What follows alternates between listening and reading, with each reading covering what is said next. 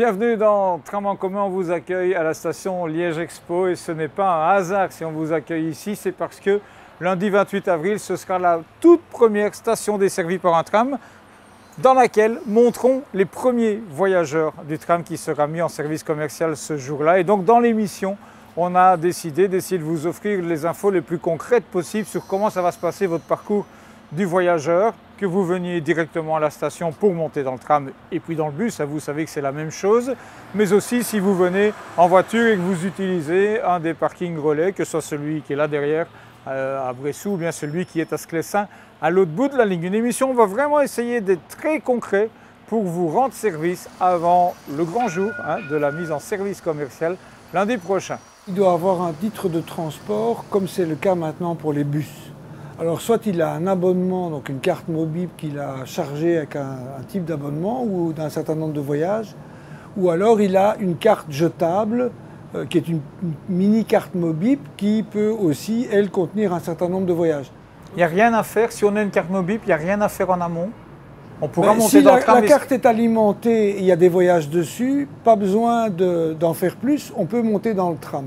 La seule différence, c'est qu'on ne peut pas acheter de titre de transport sur le tram et quand on monte dedans par une des 8 portes, il faut absolument valider son titre de transport à la montée. Ici, on peut acheter de plusieurs manières, donc en rechargeant, en payant soit avec une carte de crédit ou une carte de débit, ou alors en payant avec de la monnaie. Ça, c'est peut-être ce qui n'existait pas avant, une possibilité supplémentaire. Quand on monte dans le tram ou quand on monte dans le bus après être descendu de l'autre type de transport, on revalide ou pas? Oui, on valide une correspondance. D'accord. Correspondance qui, comme pour les bus, a une durée limitée dans le temps? Oui, il y a une durée d'1 heure entre le moment où on a acheté et jusqu'à la correspondance.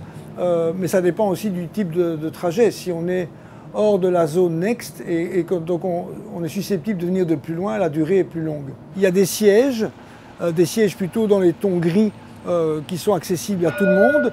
Il y a des sièges dans des tons plutôt rouges qui sont accessibles à des personnes qui ont des problèmes de mobilité en général, donc ça peut être tout type de difficultés.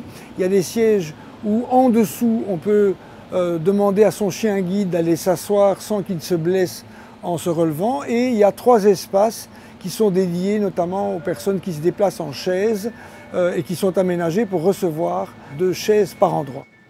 665 places à Sclessin, 771 à Bressou. Le projet du tram inclut 2 parkings P+R aux extrémités de la ligne, ouverts et surveillés 7 jours sur 7, 24 heures sur 24. On y trouve des emplacements vélos sécurisés, des emplacements moto, des places réservées aux PMR, des bornes de rechargement électrique, une signalisation dynamique des places disponibles. Pour les utiliser, 2 parcours différents s'offrent à vous. Soyez attentifs pour ne rien rater de la logique du système. Si vous voulez combiner parking et transport en commun, ce qu'on appelle la formule P+R, et que vous n'avez pas souscrit un abonnement parking, alors voilà comment ça se passe.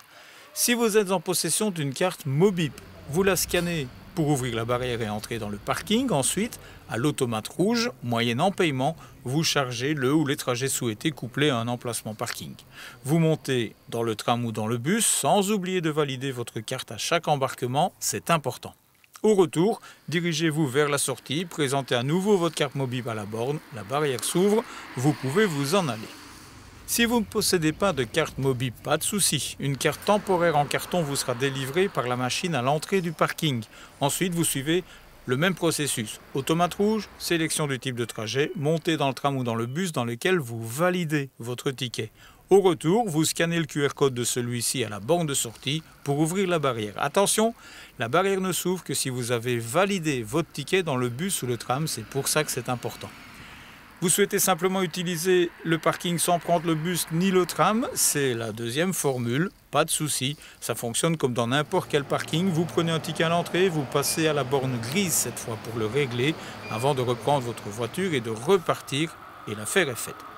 Et on va terminer cette émission avec quelques nouveautés au niveau des stations, notamment sur cet totem-là. Eh bien, il y a le plan de la ligne du tram. Le plan, c'est arrivé il y a quelques jours. On avait envie de vous le montrer. On va aller voir un autre affichage qui se trouve là un petit peu plus loin et qui va être utile notamment dans la perspective de lundi parce qu'il vous explique bien, un petit peu tout ce qui concerne votre voyage. Il y a évidemment les horaires, il y a évidemment le plan du nouveau réseau et puis là vous voyez toute une série d'informations pratiques et de consignes que vous pouvez suivre, respecter et qui vont vous faciliter la vie en tant qu'usager du tram. Vous avez aussi les différentes lignes de bus. On rappelle, hein, le réseau bus change aussi lundi dès la première heure.